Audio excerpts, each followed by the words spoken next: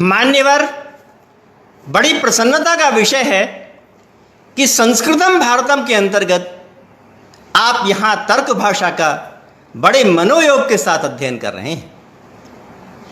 आप इस विषय पर अपनी सम्मतियाँ प्रदान करते हैं और हमारे साथ संवाद स्थापित करते हैं, इसलिए आप सबका बहुत स्वागत, अभिनंदन, अभिवंदन प्रस्तुत है।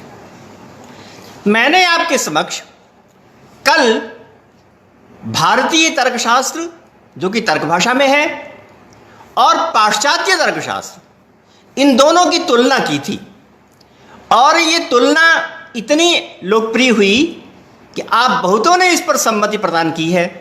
इसके लिए मुझे बहुत प्रोत्साहन प्राप्त हुआ है। आपको पुनः इसके लिए धन्यवाद।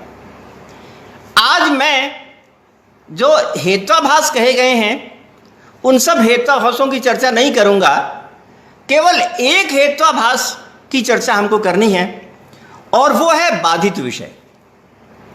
जो बाधित विषय सबसे अंतिम वाला है उसकी चर्चा मैं करूंगा। तो इसमें कहा है, पक्षे प्रमाणांतरावधृत साध्यो साध्याभावो हेतु बाधित विषय।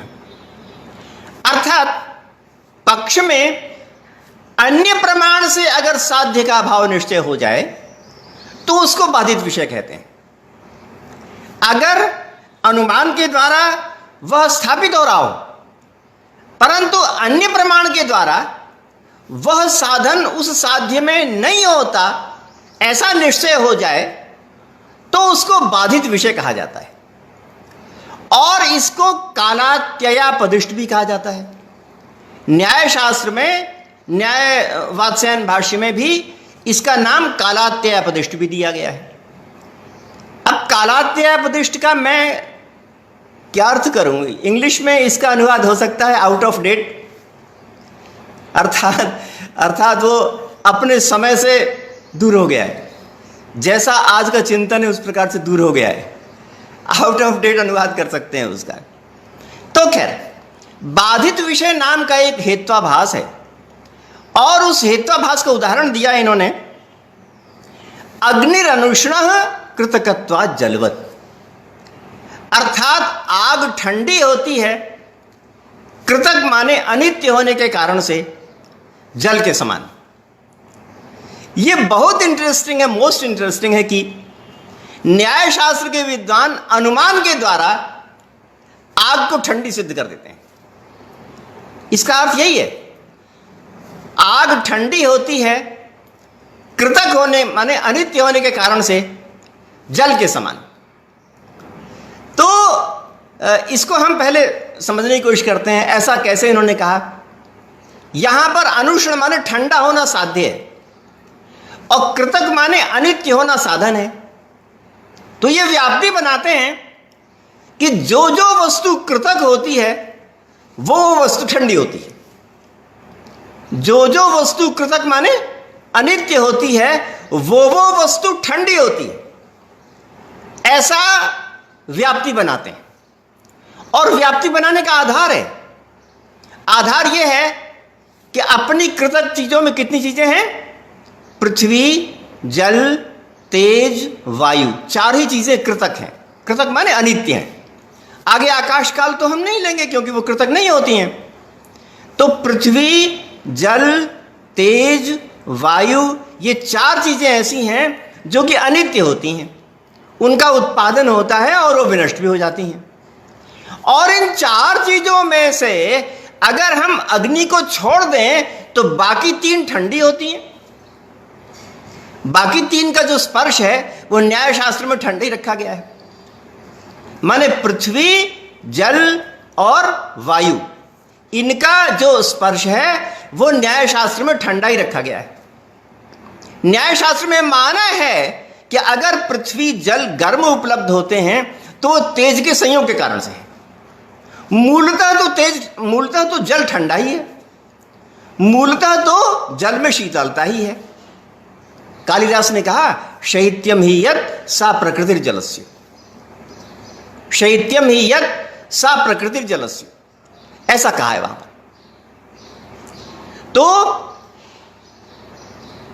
तो इसका मतलब है कि जल की स्वाभाविक स्थिति होती है कि उसमें शीतलता होती है। तो शीतलता स्वाभाविक गुण है। अगर उसमें कभी उष्णता की प्रतीति होती है तो वो बाहरी जो तेज के परमाणु हैं उनके मिलने के कारण से होती है। तो खैर, मेरे कहने का मतलब ये कि इन चार अनित्य चीजों में से पृथ्वी, जल और वायु ये अनित्य ही होती, ये अनुष्ण ही होती हैं, ये ठंडी ही होती हैं।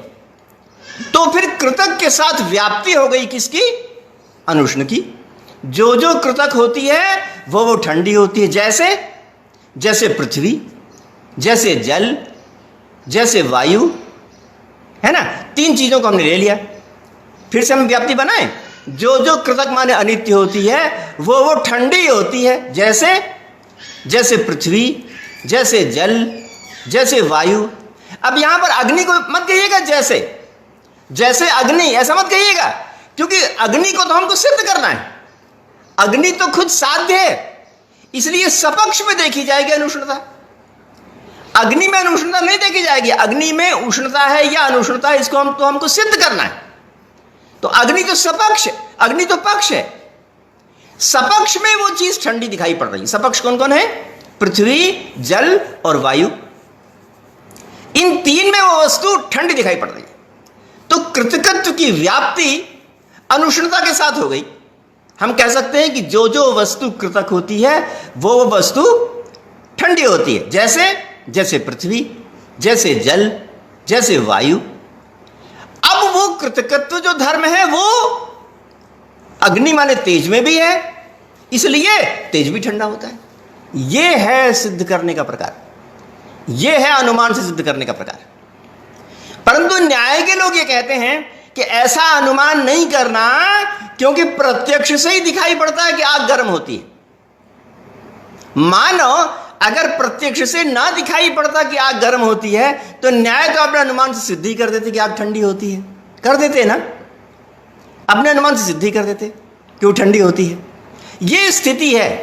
यानी स्थिति यह है कि अगर किसी साध्य के साथ साधन में वे गुण अनिवार्य रूप से पाए जाएं, सपक्ष में साध्य के साथ साधन में वे गुण अनिवार्य रूप से पाए जाएं और पक्ष में साधन वाला गुण भी पाया जाए, तो ये कल्पना कर लेंगे कि वो पक्ष में भी वो गुण होगा।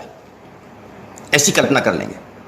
परंतु ऐसा भी तो हो सकता है कि वो पक्ष ऐसा यूनिक हो कि उसमें वो साधन वाला गुण मौजूद हो मगर साध्य वाला गुण मौजूद ना हो। ऐसा भी तो हो सकता है। परंतु ये व्याप्ति के द्वारा तो यही सिद्ध हो जाता है। तो इस व्याप्ति के द्वारा ये सिद्ध हो जाता है कि वो ठंडी होती है। इसलिए प्रत्यक्ष के द्वारा ठंडी नहीं होती, इसलिए हमको मान लेना चाहिए कि ठंडी नहीं होती। परंतु सोचिए भला, बहुत सी चीजें दुनिया में ऐसी होती हैं कि प्रत्यक्ष न हो पाए। तो जिनका प्रत्यक्ष नहीं हो पाता होगा उनको क्या इस प्रमाण, इस अनुमान या इस व्याप्ति के द्वारा हम विपरीत सिद्ध नहीं कर देंगे? तो ऐसा सिद्ध करने के भी अवसर हैं। यही न्याय की दुखती रग है कि जहां पर व्याप्ति सिद्ध नहीं हो पाती, व्यापक और व्याप्य क्या है इसकी सिद्धि नहीं हो पाती। कुछ लोग कहते हैं कि यहां पर व्यापक व्याप्य है, परंतु कुछ लोग कहते हैं नहीं है, सिद्धि नहीं हो पाती। तो जहां पर सिद्धि नहीं हो पाती वहां पर ऐसी समस्या उपस्थित होती है। देखिए, जहां पर कार्य कारण भाव है ना, वहां पर व्याप्य व्यापक भाव सिद्ध हो जाता है, क्योंकि कार्य कारण के बिना हो नहीं सकता, इसलिए वहां तो व्याप्य व्यापक भाव सिद्ध हो जाता है। परंतु जहां व्याप्य व्यापक भाव के संबंध में ही शंका होती है, उसके आधार पर अगर अनुमान किया जाए तो अनेक ऐसे निष्कर्ष प्राप्त होते हैं जो कि अवांछित हैं।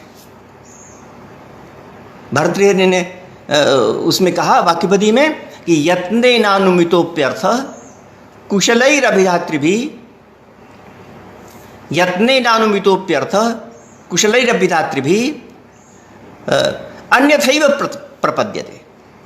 अर्थात बड़ी बड़ी लोगों के द्वारा बड़े बड़े प्रयत्नों से यत्न किया गया, परंतु फिर भी ऐसा हो जाता है कि उसको लोग दूसरा बना दें, उसको लोग खंडित कर दें।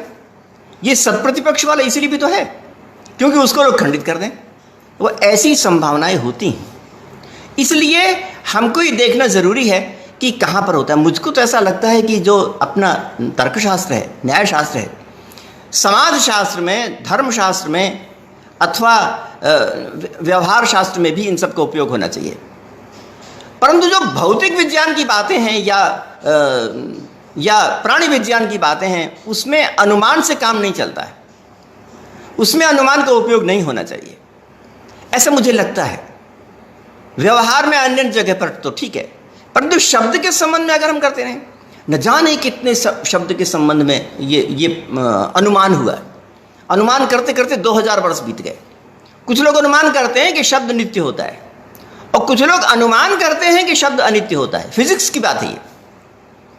तो जो फिजिक्स की बात है उसके संबंध में लोग कोई नित्य का और कोई अनित्य का अनुमान कर लेते हैं। तो दोनों एक दूसरे का खंडन करते रहते हैं, सत प्रतिपक्ष पता करके। तो ये बात फिजिक्स की है, फिजिक्स के अनुसार देखनी चाहिए उसको। ऐसा होता है कि नहीं? न्यायशास्त्र ने सबसे बढ़िया फिजिक्स का वर्णन किया है, परंतु जहां पर उन्होंने न्यायशास्त्र, जहां पर अनुमान का प्रयोग नहीं किया, वहां सबसे बढ़िया फिजिक्स का प्रयोग किया है। न्यायशास्त्र में सबसे पहले शब्दों की तरंग रूपता स्थापित की है। ध्वनि में तरंग होती है, ध्वनि में तरंगें होती हैं, इस बात का निरूपण करने वाला एकमात्र और सबसे पहला शास्त्र है और उसका नाम है न्यायशास्त्र। न्यायशास्त्र ने तरंगों की स्थापना की है, जिसको आधुनिक विज्ञान ने बड़े विस्तार से स्थापना की। और जानते हैं कैसे निकला? ध्वनि में तरंग होने के बाद, ध्वनि में तरंग होने के बाद ऐसे निकली कि फूल की थाली थी। फूल की थाली आप लोग जानते हैं, पुराने ज़माने में थाली का एक फूल नामक मेटल की बनती थी, तो उसमें पानी रखा हुआ था और वो फूल की थाली इतनी संवेदनशील होती थी कि ज़रा ज़रा से में वो तरंगें उठ जाती थी। तो मेघ का समय था, बिजली चमकी, तो फूल की थाली में तरंगें उठने लगी। तो उन तरंगों से न्याय सूत्र या वात्स्यायन भाष्य के जैसे विद्वानों ने यह पाया कि फिर तो ध्वनि में भी तरंगें होती हैं, क्योंकि ध्वनि ने फूल के जो किनारे वाला है उसको हिलाया, प्रकंपित किया, और उसके साथ साथ आगे वाले जो पानी उसको भी प्रकंपित किया। तो इससे यह बात पता चली कि ध्वनि में तरंगें होती हैं। कितने महान आविष्कारक थे पुराने जमाने के लोग, और पुराने जमाने के लोग ने किस किस तरह से आविष्कार किया, इस बात का तो पूरा इतिहास मिलता ही नहीं। पाश्चात्य लोगों ने विज्ञान में जितना आविष्कार किया उसका इतिहास तो मिलता है, परंतु भारतीय लोगों ने जो आविष्कार किया वो उसकी जो बातें छोटी छोटी कहानियों वाली वो नहीं मिलती। तो बड़ी मुश्किल से मैं आपको खोज के बता पाया कि ध्वनि में तरंगें होती। इसका पता न्याय सूत्र ने फूल की थाली में तरंगों से लेकर बताया था। आपकी बात अच्छी लगती है, हैं? फूल की थाली से बताया था। परंतु बाकी जो चीजें हैं, अन्य चीजें अगर अनुमान से सिद्ध की जाएं, तो अनुमान से सिद्ध होने वाली बातें तो अनंत काल तक उस पर विवाद हो सकता है। अगर शब्दों की नित्यता अनित्यता पर अनुमान से सिद्ध किया जाए तो तब से लड़ रहे थे और अब भी लड़ते हैं कि शब्द नित्य होता है या अनित्य होता है। अनुमान से फिजिक्स की बात होने क्या सकता है। अपने पाश्चात्य में एक सिद्धांत विकसित हो गया, और सिद्धांत विकसित हो गया वो था संदेहवाद का सिद्धांत। हाँ, विश्वभूषण मिश्रा जी कह रहे हैं कि फूल की थाली क्या होती है। अब मैं कैसे बताऊँ? एक मेटल होता है, एक धातु होती है, उस धातु की फूल की थाली बना करती थी। आजकल तो स्टील की थाली बनती है, परंतु उसको हम लोग या सभी लोग कहते हैं फूल की थाली। फूल का मतलब पुष्प नहीं, उस मेटल का नाम है, मेटल का। आप किसी से पूछिएगा तो लोग बताएंगे कि वो फूल की थाली होती है, वो बहुत संवेदनशील होती है। तो खैर, पाश्चात्य दर्शन में एक सिद्धांत विकसित हो गया, उसका नाम था संदेहवाद। संदेहवाद का मतलब है कि चाहे जितने अनुमान कर लो, उसमें संदेह के अवसर तो बने ही रहते हैं। अनुमान चाहे जितने कर लें, संदेह के अवसर तो बने ही रहते हैं। ये स्थिति है। अब मान लीजिए ना, मेरे पास एक मेज है, एक टेबल है, और टेबल 1 मीटर की है, 1 मीटर की टेबल है। उस 1 मीटर की टेबल को मैंने कहा कि ये फ्लैट है। फ्लैट माने सीधी है।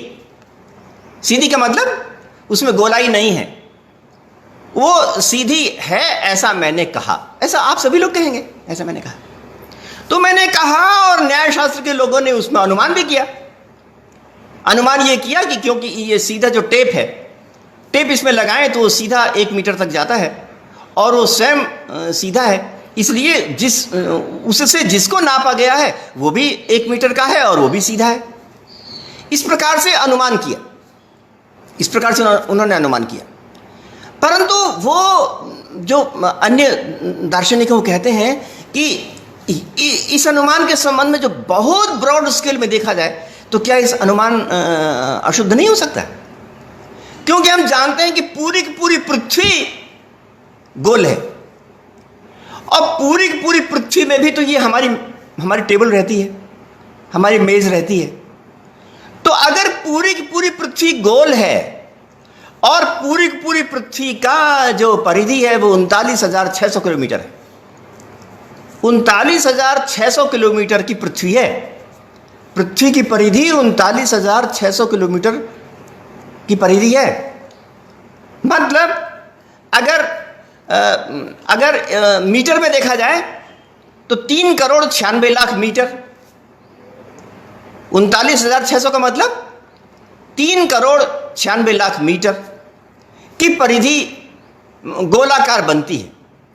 तो वो जो मेज है जो कि 1 मीटर की है वो 1/3,96,00,000 किलोमीटर अंश वाली गोली होती है कि नहीं, बताइए। उसका एक हिस्सा 3,96,00,000 किलोमीटर का एक हिस्सा वो भी गोला होगा कि नहीं?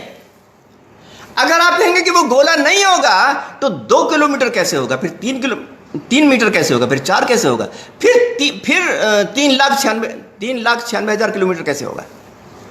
इसलिए उस 1 मीटर को भी उतने अंश में तो गोला मानना ही पड़ेगा।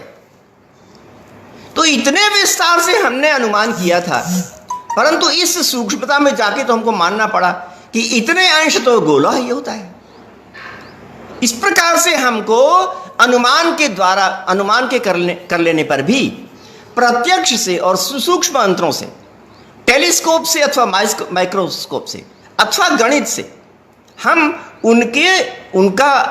उनको हम अन्य प्रकार से भी स्थापित कर सकते हैं। तो इससे मालूम होता है कि वो बहुत सूक्ष्मता में जाने पर ऐसी हो जाती है।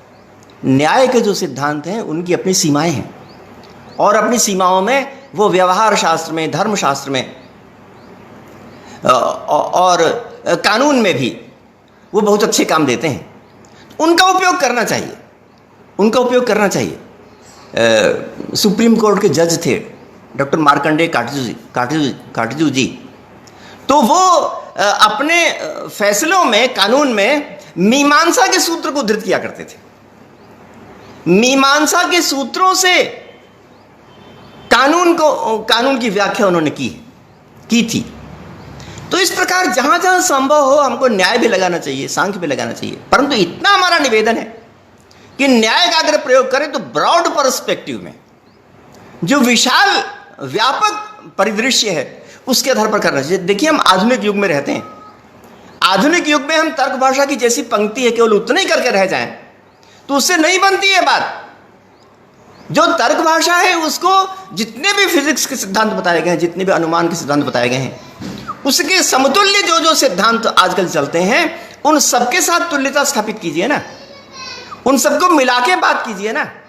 तो इसलिए उन सबको मिला के बात हम करते हैं तो हम देखते हैं कि हम बहुत बड़े विज्ञान, बहुत बड़े विशाल प्राचीन ग्रंथ राशि के उत्तराधिकारी बनते हैं और ऐसे उत्तराधिकारी बनते हैं जिसका कि आजकल मूल्य बन सकता है। अगर हम आज के ज्ञान को मिला करके न कहें तो उससे हमारी जो उत्तराधिकारित्व है वो क्षीण होता है। इसलिए बहुत आवश्यक है कि रिसर्च करते समय या BA करते समय इन सबको जितना अधिक संभव है उनको मिला के कहें। तो मैं आपके सामने जो तर्क भाषा की बातें प्रस्तुत करता हूँ वो इसी लिहाज से कि वो व्यापक परिप्रेक्ष्य प्रस्तुत करूँ। तो जितनी मैंने बात कही है मैं सबसे निवेदन करूँगा कि इस पर आप अपनी सम्मति दीजिए। ऐसा होना चाहिए कि नहीं, जो मैं अन्य ग्रंथों को भी पढ़ाता हूँ या पढ़ाने वाला हूँ उस पर भी मैं व्यापक परिप्रेक्ष्य में विचार करता हूँ। आधुनिक भाषा विज्ञान की दृष्टि से करता हूँ, मॉडर्न फिजिक्स की दृष्टि से करता हूँ, मॉडर्न जूलॉजी की दृष्टि से करता हूँ, वेस्टर्न लॉजिक की दृष्टि से करता हूँ। इन सब को मिला के करने से अत्युत्तम फायदा होता है। तो आजकल का जो विज्ञान है, आज कहते हैं ज्ञान का विस्फोट हो गया है। ज्ञान के विस्फोट में हमारा जो ज्ञान है वो कहाँ पर रहेगा? हमारा जो ज्ञान है वो उच्च स्तर पर तब रहेगा जबकि हम उन सबको मिला के अपनी बातें कहेंगे। तो मिला के कहिए तब पूरी दुनिया सुनेगी। केवल मात्र तर्क भाषा की बात कहेंगे तो पूरी दुनिया नहीं सुनेगी, पूरे को मिला के सुनने से होगी। तो ये बाधित विषय की बात मैंने कही, ये बाधित विषय ऐसा होता है और इसकी क्या क्या सीमाएं हैं वो हमने आपको बताया। तो अब मैंने यहाँ पर तर्क भाषा का यह अनुमान वाला प्रकरण समाप्त कर दिया, अनुमान वाला प्रकरण पूरा कर दिया। अब इसके पश्चात उपमान वाला प्रकरण चलते हैं और उपमान वाला छोटा प्रकरण है, उसकी हम व्याख्या करते हैं। तो न्यायशास्त्र में यह माना गया है कि उपमान नाम का एक प्रमाण होता है और उपमान नाम का जो प्रमाण है वो अन्य बहुत से दर्शन वाले नहीं मानते। यानी न्याय के पश्चात सांख्य में नहीं माना और आगे वाले अन्य दर्शन में बहुत से नहीं मानते, उसको स्वीकार नहीं करते। परंतु न्याय ने माना कि उपमान प्रमाण होता है, उपमान प्रमाण होता है, ऐसा उन्होंने माना। तो उपमान प्रमाण जो होता है वो और साहित्य शास्त्र में जो उपमान है वो, उन दोनों में परस्पर क्या अंतर है, उन दोनों के हम तुलना कैसे कर सकते हैं, इत्यादि बातों को हम आपके समक्ष प्रस्तुत करेंगे। उपमान का पहले व्युत्पत्ति करते हैं। उपमान की व्युत्पत्ति है उपमीयते अनेन इति उपमानम। उपमान की व्युत्पत्ति है उपमीयते अनेन इति उपमानम, अर्थात जिसके द्वारा उपमा दी जाए। तो यहाँ पर उप ये उपसर्ग है और मा धातु है और इससे वही करण में ल्युट् प्रत्यय हो गया है। जिस प्रकार से अनुमान में करण में ल्युट् प्रत्यय हुआ, उसी प्रकार से उपमान में भी उप उपसर्ग मा धातु से करण में ल्युट् प्रत्यय हो जाता है। तो ल्युट् प्रत्यय होके बनता है उपमानम। अथवा एक सिद्धि इसकी दूसरे प्रकार से भी हो सकती है, और वो सिद्धि हो सकती है कि उप अलग है और मान अलग है। पहले हमने मान को सिद्ध किया और मा धातु से ल्युट् प्रत्यय करके मानम बना लिया, और उसके पश्चात समीप अर्थ में अव्यय विभक्ति सूत्र से अव्ययभाव समास कर लिया। तो उस दशा में विग्रह होगा मानस्य समीपम उपमानम। तो इस प्रकार हमने उपमान के दो प्रकार के विग्रह बताए आपको। कौन कौन से? एक तो उपमीयते अनेन इति उपमानम। कौन कौन से विग्रह बताए मैंने आपको? एक तो उपमीयते अनेन इति उपमानम, और दूसरा विग्रह बताया मैंने आपको मानस्य समीपम उपमानम। अगर उपमीयते अनेन इति उपमानम ये है तो उपमानम प्रथमा विभक्ति का एक वचन है, और अगर मानस्य समीपम उपमानम है तो अव्ययभाव होने के कारण से वो अव्यय है। इस प्रकार से दोनों अर्थों में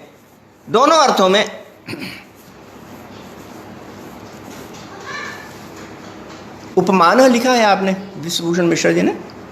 उपमान तो नहीं लिखा है अपने ग्रंथ में भी उपमानम लिखा हुआ है, उपमीयते अनेन इति उपमानम, क्योंकि वो ल्युट् प्रत्यय जो होता है नपुंसक लिंग में होता है, इसलिए ल्युट् प्रत्यय। तो खैर कोई बात नहीं, अगर कोई पुल्लिंग विशेष्य होगा तो पुल्लिंग भी हो सकता है, अगर नपुंसक लिंग विशेष्य हो तो नपुंसक लिंग हो सकता है, पुल्लिंग विशेष्य हो तो पुल्लिंग हो सकता है। तो खैर यहाँ पर उपमान को प्रमाण के रूप में स्थापित कर रहे हैं, और स्थापित करने के लिए उन्होंने ये कहा, उन्होंने पहले लक्षण किया उपमान का, अतिदेश वाक्यार्थ स्मरण सहकृतम गो सादृश्य विशिष्ट पिंड ज्ञानम उपमानम। गो सादृश्य विशिष्ट पिंड का ज्ञान उपमान है। यथा गवयम अजानन नपि नागरिकः यथा गौस् तथा गवय इति वाक्यम कुतश्चित आरण्यकात् पुरुषात् श्रुत्वा वनम गतः। जैसे कि कोई व्यक्ति गवय को नहीं जानता था और किसी बड़े आदमी से सुना कि यथा गौ तथा गवयः, ऐसा वाक्य को सुना। तो ऐसे वाक्य को सुन के फिर बाद में वो जंगल में गया। पहले उसने, हाँ मिश्रा जी ने ठीक लिखा उपमानम, तो बाद में चल के जंगल में गया। तो जंगल में जाके उसने गया और फिर वाक्यार्थ का याद किया। वाक्यार्थ हम स्मरण माने पहले वाले वाक्य का याद किया। तो वहां पर उसको गो के समतुल्य कोई अन्य पिंड दिखाई पड़ा, जानवर दिखाई पड़ा। तो उसको देख के उसको पिछले वाक्यार्थ की याद आई और वो जो जानवर था वो दिखाई भी पड़ा। तो उन सबको दिखाई पड़ने से उसने ये सोचा कि गो सादृश्य विशिष्ट पिंड, गो सादृश्य विशिष्ट पिंड है, तो इसको बोला उपमान। और उसके पश्चात अगले क्षण में उसको पता लगा कि अयम गवय, ये गवय है, ऐसा उसको बाद में पता चला। तो गो सादृश्य विशिष्ट पिंड ज्ञानम, ये उपमान है, और अयम गवय ये उपमिति है। गो सादृश्य विशिष्ट पिंड ज्ञानम ये उपमान है, और अयम गवय ये उपमिति है। तो मैंने आपको पहले कहा था कि जो अनुमान और उपमान होते हैं उसमें दोनों चीजें शामिल होती हैं। कौन कौन सी? एक तो स्मरण भी और दूसरा प्रत्यक्ष भी।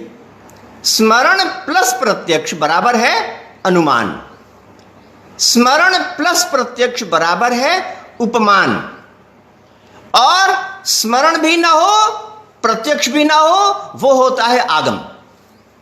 याद रहेगा आपको, बहुत बढ़िया चीज है, याद रखने वाली है। अगर केवल प्रत्यक्ष हो, इंद्रियार्थ सन्निकर्ष हो, तो प्रत्यक्ष। अगर स्मरण और प्रत्यक्ष हो, स्मरण प्लस प्रत्यक्ष हो, तो अनुमान। अगर स्मरण प्लस प्रत्यक्ष हो तो उपमान। मतलब अनुमान और उपमान दोनों में स्मरण भी होता है और प्रत्यक्ष भी होता है। अनुमान और उपमान दोनों में स्मरण भी होता है और प्रत्यक्ष भी होता है। और आगम में ना तो स्मरण होता है और ना प्रत्यक्ष होता है, ये स्थिति। तो यहां पर हम इसको घटाते हैं। यहां पर कहते हैं उपमान में कि उपमान ऐसा होता है कि इसमें स्मरण और प्रत्यक्ष दोनों हैं। तो स्मरण क्या काहे का है? स्मरण उसका है कि गो सादृश्य विशिष्ट पिंड। वो पहले उसने सुना था, पहले उसने बताया गया था कि गाय के तरह का एक पिंड होता है, उसको गवय कहते हैं। तो गाय की तरह का जानवर होता है, ये बात उसको याद आई, है ना। जो बड़े आदमी ने कहा था कि गाय की तरह का जानवर होता है, ये बात उसको याद आई, और याद आने के साथ साथ उसने आंखों से देखा उस जानवर को जो कि उसी के समान था। तो याद आई कौन सी बात? कि गाय के समान जानवर होता है, और आंखों से क्या देखा? आंखों से उस जानवर को देखा। तो स्मरण भी हुआ और प्रत्यक्ष भी हुआ। तो स्मरण और प्रत्यक्ष ये दोनों के होने पर बाद में ये ज्ञान हो गया कि अयम गवय, ये गवय है, ये ज्ञान हो गया। तो कहते हैं कि यहां पर उपमिति के द्वारा कौन सा नया ज्ञान होता है? उपमिति के द्वारा ज्ञान कौन सा होता है? तो ये बताते हैं कि संज्ञा संजी संबंध प्रतीति उपमिति। उपमिति का काम है संज्ञा संजी संबंध की प्रतीति होना, ये उपमिति का काम है। संज्ञा तो आप जानते हैं ना, संज्ञा माने किसी का नाम, जैसे कि राम श्याम मोहन, कोई जो नाम है ना, र आ म अ, तो राम जो नाम है वो संज्ञा हो गई, और राम नाम का जो व्यक्ति है वो संजी हो गया, उसको संजी बोलते हैं। तो ये कहते हैं कि उपमिति के द्वारा संज्ञा पता नहीं चलती, संज्ञा तो पहले ही मालूम चल गई। उपमिति के द्वारा संजी पता नहीं चलता, संजी तो पहले ही मालूम चल गया। तब क्या पता चलता है उपमिति के द्वारा? कहते हैं उपमिति के द्वारा संज्ञा संजी संबंध का पता चलता है। उपमिति का काम क्या है? संज्ञा संजी संबंध का की प्रतीति होती है उपमिति के द्वारा, है ना। मुझको एक कहानी याद आई, हाँ, और वो कहानी यह है कि एक परिवार था, पति पत्नी थे और एक बच्चा था, छोटा का मतलब मुश्किल से 8-9 महीने का रहा होगा या 1 साल का रहा होगा, ज़्यादा से ज़्यादा छोटा सा बच्चा था।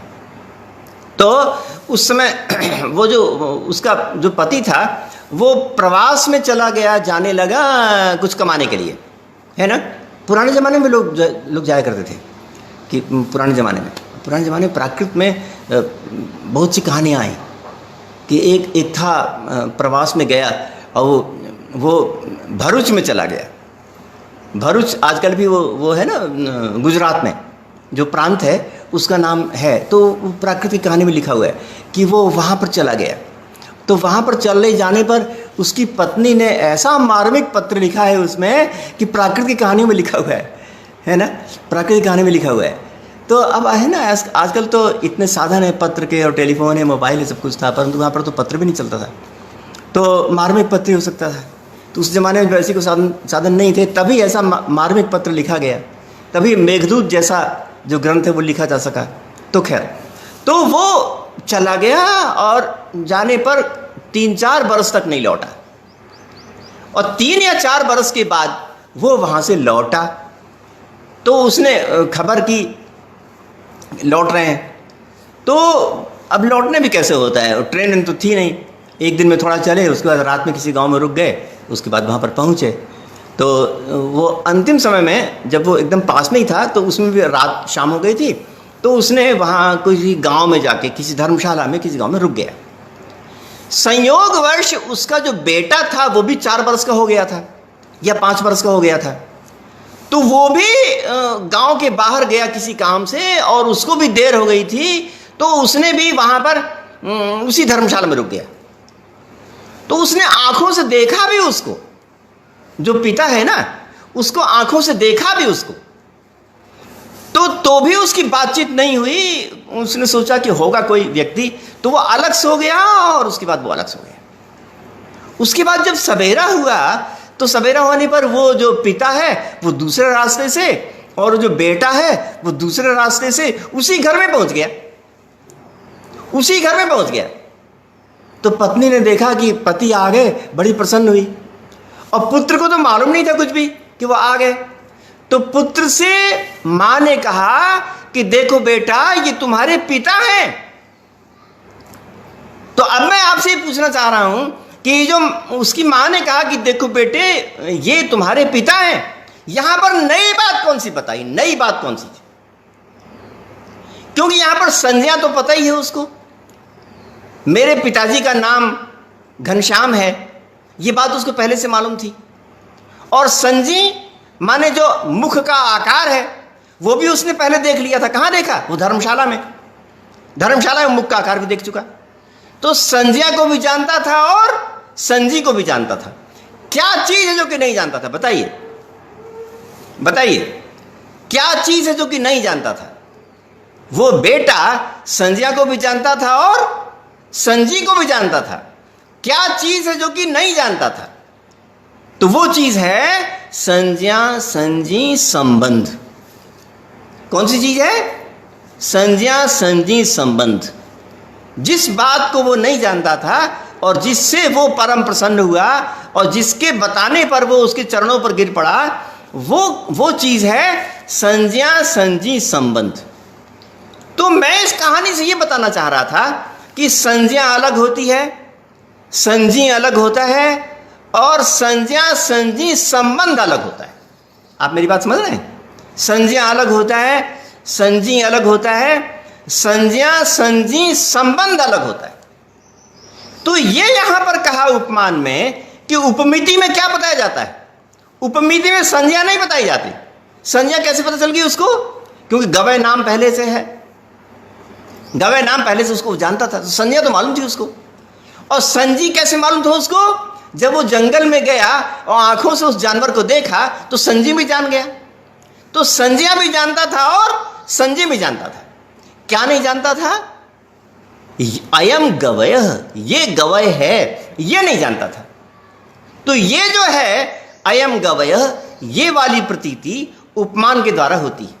उपमान के द्वारा का मतलब, जब हमको सादृश्य मूलक वस्तु की याद आई और उसके पश्चात हमने उसको उस जानवर के साथ मिलाया तो समझ में आया कि अयम गवय, ये संबंध है, ये बात याद आई, तो उससे अयम गवय की प्रतीति हो गई।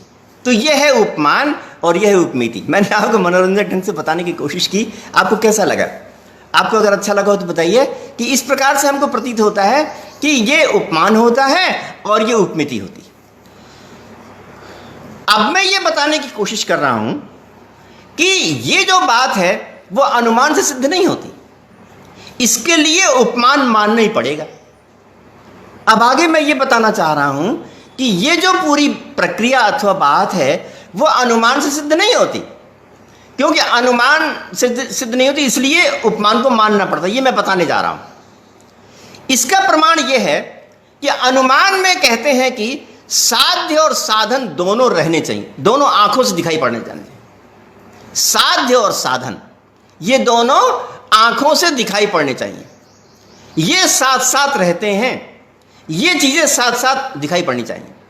जैसे कि वहां पर धूम और वहनी, इसको हमने महानस में देख लिया है, परंतु यहां पर जो गवय है और गो है, गवय और गो, इन दोनों को हमने एक साथ तो देखा ही नहीं देखा है ना। उस व्यक्ति ने केवल गाय को ही देखा है, और गवय को तो जब जंगल में गया तब देखा है। तो इसलिए गो और गवय की जो व्याप्ति है वो जानता ही नहीं। गो और गवय इन दोनों को अगर देख ले और इन दोनों की व्याप्ति को किसी प्रकार बताए, पता चले, तब तो जाके अनुमान हो सकता है। परंतु यहां पर अनुमान का लक्षण घटित नहीं होता है, क्योंकि अनुमान के लक्षण में कहा गया है कि साध्य और साधन सपक्ष में दिखाई पड़ने चाहिए। तो यहां पर साध्य और साधन तो सपक्ष में दिखाई ही नहीं पड़ते। एक गाय दिखाई पड़ती है, गवय तो कभी नहीं दिखाई पड़ा, इसलिए इनको साध्य और साधन नहीं कहा जा सकता। इसलिए एक अन्य ही प्रमाण से इसकी स्थापना होगी, और वो है उपमान प्रमाण। अब आप मेरी पूरी बात समझ रहे हैं कि न्याय शास्त्र के विद्वान अनुमान के अलावा उपमान क्यों मानते हैं?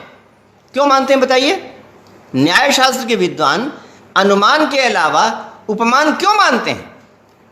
उपमान इसलिए मानते हैं क्योंकि अनुमान में साध्य और साधन दोनों को एक साथ देखा जाता है, मगर उपमान में साध्य और साधन को एक साथ सपक्ष में नहीं देखा जाता है। गो और गवय को हमने एक साथ कभी नहीं देखा, गवय को हमने सबसे पहली बार देखा वहां पर।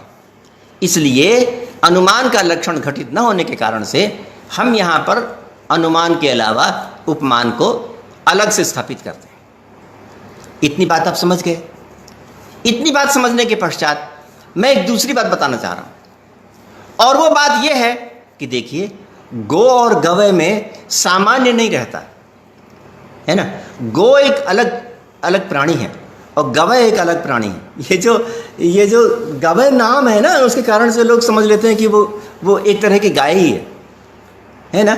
जो आजकल हिंदी में उस गवय को नील गाय कहते हैं, तो हिंदी में भी नील गाय कह दिया और संस्कृत में भी गवय कह दिया, तो लोग समझते हैं कि गाय का ही एक कोई प्रजाति है, ऐसा लोग समझते हैं। मगर प्राणी विज्ञान के विद्वान, जूलॉजी के विद्वान कहते हैं कि नहीं, ये एक स्पेसीज के नहीं है। जिनकी स्पेसीज अलग अलग हो, स्पेसीज अलग अलग हो, तो वो एक ही प्रजाति के नहीं होते। तो नाम से भ्रम हो जाता है ऐसा कि गो और गवय एक ही स्पेसीज, एक ही जाति के हैं, एक ही प्रजाति, ऐसा भ्रम हो जाता है। मगर जूलॉजी के विद्वान कहते हैं कि नहीं, उसकी स्पेसीज अलग है और उसकी स्पेसीज अलग है। तो क्योंकि स्पेसीज अलग अलग है, इसलिए उसमें सामान्य नाम का तत्व नहीं रहता।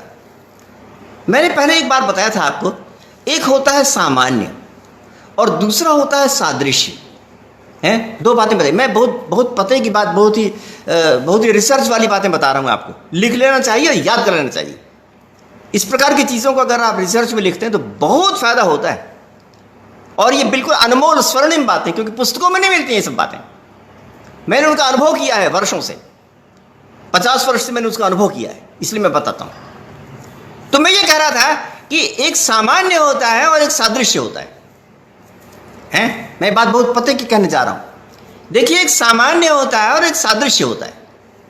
तो जो सामान्य है ना, उसको न्याय के विद्वान मानते हैं कि दुनिया में है, यथार्थ है। और जो सादृश्य है, उसको न्याय के विद्वान ये नहीं कहते कि वो यहां पर मौजूद है, वो मस्तिष्क में, ज्ञान में है, यथार्थ नहीं है। वो हम सोचते तो हैं, अनुभव तो करते हैं, परंतु वो हमारे मस्तिष्क में। सामान्य नाम का तत्व पूरी दुनिया में है, ऐसा न्याय के विद्वान मानते हैं। द्रव्य गुण कर्म सामान्य, तो जो पदार्थ हैं उसमें द्रव्य गुण कर्म के अलावा सामान्य नाम रखा है ना। तो इस प्रकार से सामान्य नाम का पदार्थ दुनिया में होता है। तो सामान्य नाम के पदार्थ के द्वारा हम किसी यहां पर हमने गाय को देखा, फिर अमेरिका में गए और वहां पर भी उसी तरह को देखा, तो हमने गाय को कह दिया ये भी गाय है, ये भी गाय है। कैसे कह दिया? ये सामान्य के द्वारा कह दिया। और सामान्य क्या है? ये वस्तुतः भारत के गाय में भी और अमेरिका के गाय में भी यथार्थता मौजूद है, ऐसा न्याय वाले मानते हैं। यथार्थता माने सचमुच में मौजूद है, ऐसा वो मानते हैं। तो इसलिए सामान्य वाली वस्तु में तो उपमान प्रमाण की जरूरत नहीं है। जो सामान्य वाली वस्तु है उसको बताने के लिए उपमान प्रमाण की जरूरत नहीं है। मगर जो सादृश्य वाली चीजें हैं उसको न्याय वाले कहते हैं नहीं, ये कोई धर्म, ये कोई पदार्थ नहीं है, ये मस्तिष्क की देन है। तो उसको सिद्ध करने के लिए हमको अलग से प्रमाण मानना पड़ता है। तो इस प्रकार से सादृश्य नाम का जो होता है वो जो पदार्थ होता है वो वास्तव में पूरी दुनिया में नहीं होता है। रुचि नाम वैचित्र्यात् ऋजु कुटिल नाना पथ जुषाम नृणाम एको गम्य त्वमसि पैसाम अर्णवैव। रुचि नाम वैचित्र्यात्, शिव महिम्न स्तोत्र में, रुचि नाम वैचित्र्यात् ऋजु कुटिल नाना पथ जुषाम, है ना। मनुष्यों की रुचियां तो भिन्न भिन्न प्रकार की है ना। हाँ बिल्कुल, मिश्रा जी ने बहुत अच्छा लिखा। तो रुचियां भिन्न भिन्न प्रकार की हैं। तो कुछ सीधे मार्ग से चलते हैं और कुछ कुटिल मार्ग से चलते हैं। रुचियां भिन्न भिन्न है, मनुष्य की जो इच्छाएं भिन्न भिन्न है। जाना है एक जगह सीधा, परंतु कुछ लोग टेढ़ा रास्ता अपनाते हैं, रुचि भिन्न भिन्न है। और कुछ लोग सीधे मार्ग से जाना पसंद करते हैं। तो अलग अलग रास्तों से चलने वाले भिन्न भिन्न प्रकार के लोग अंत में कहां जाते हैं? अंत में वही एक उद्देश्य है, उसी एक उद्देश्य को प्राप्त करते हैं। कौन? ईश्वर को, अथवा उसको जो परम गति होती है वहां पर पहुंचते हैं, है ना। तो नृणाम एको गम्य, ऐसे जो भिन्न भिन्न प्रकार के मनुष्य हैं उनका वह एक अकेला गम्य है। तो उसमें तुलना और उपमा दी कि तमसि पयसाम अर्णवैव, जैसे नदियां समुद्र में मिलती हैं। अब बताइए ना, नदियां समुद्र में मिलती हैं, कोई तो सीधे मिलती है, परंतु कितनी ही नदियां ऐसी होती हैं कि न जाने कितने कुटिल मार्ग से जाती हैं। हमारी जो ब्रह्मपुत्र है वो चीन से चली वहां, तो चीन से बिल्कुल उल्टा रास्ता अपनाया उसने 1000 किलोमीटर तक। उसके बाद अरुणाचल प्रदेश में जाके मुड़ गई, और मुड़ने के बाद अंत में फिर वहीं पर आई और वहीं पर आके गंगा में वहां पर मिल गई। तो उसने कुटिल मार्ग अपनाया, परंतु अंत में तो वही समुद्र में मिली। तो कहा कि त्वमसि पयसाम अर्णवैव नृणामेको गम्य त्वमसि पयसाम अर्णवैव। भिन्न भिन्न प्रकार के रुचि वाले जो लोग हैं वह अंत में उसी ईश्वर को अपनाते हैं, चाहे किस रास्ते से जाएं। जैसे नदियां भिन्न भिन्न रास्तों से जाने वाली अंत में समुद्र में जाके ही अपनी शांति प्राप्त करते हैं, अंत में समुद्र में आते हैं। तो त्वमसि पयसाम अर्णवैव, तुम नदियों में समुद्र के समान हो, तुम ईश्वर नदियों में समुद्र के समान हो। तो यहां पर समुद्र के समान ईश्वर है, ऐसा कह दिया गया। तो यहां पर समुद्र क्या हो गया? उपमान हो गया, और ईश्वर क्या हो गया? उपमेय हो गया। यहां पर समुद्र और ईश्वर, इन दोनों में जो सादृश्य है वो न्याय के अनुसार हमने सोचा है। ये विचार, ये हमारे विचार का तत्व है। वो बाह्यतः दुनिया में कोई तत्व नहीं होता, बल्कि हम ऐसा सोचते हैं। हम ऐसा नहीं मानते कि जिस चीज को हम सोचते हैं वो गलत होती है। बहुत सी बातों को हम सोचते हैं दुनिया में नहीं रहती, परंतु फिर भी वो सही होती है। तो इसलिए हमने वैसा सोचा और है भी वैसा, परंतु बाहरी दुनिया में मौजूद नहीं, ऐसा कहना है न्याय वालों का। इस प्रकार से सादृश्य नाम का जो पदार्थ है वो बाहरी दुनिया में नहीं होता है। सामान्य नाम का जो पदार्थ है वो बाहरी दुनिया में होता है। तो गौरव गवाय यहां पर जो है वह सादृश्य नाम का पदार्थ था और वो बाहरी दुनिया में नहीं था, इसलिए हमको अयम गव्य प्रतीति करने के लिए उपमान नाम के प्रमाण को मानना पड़ा। इसलिए उपमान नाम के प्रमाण को मानते हैं।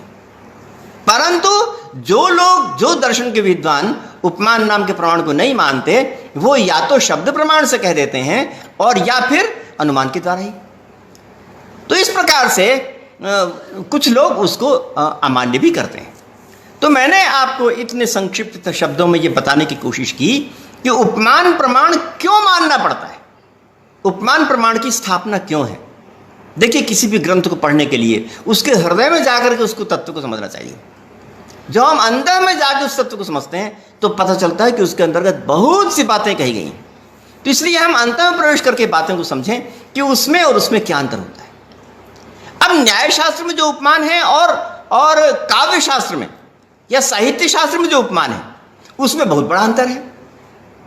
न्याय शास्त्र में जो उपमान है उसका जो परिणाम है वो तो होता है उपमिति।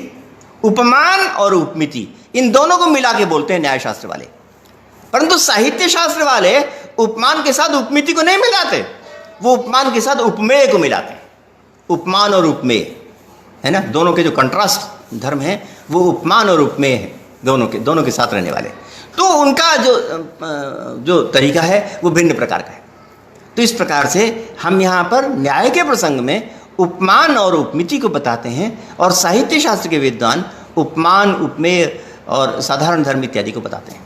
तो वो अपने अपने शास्त्रों के अनुसार भिन्न भिन्न प्रकार के प्रतिपादन की पद्धति भिन्न भिन्न है, इसलिए ऐसा होता है।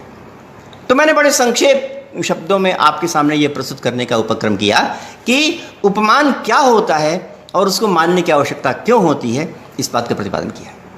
इसलिए आप लोग बड़े व्यापक परिप्रेक्ष्य में मेरी बातों को सुन रहे थे और इस पर आप अपनी सम्मति दीजिए और अन्य लोगों से भी सम्मति दिलवाइए अपनी।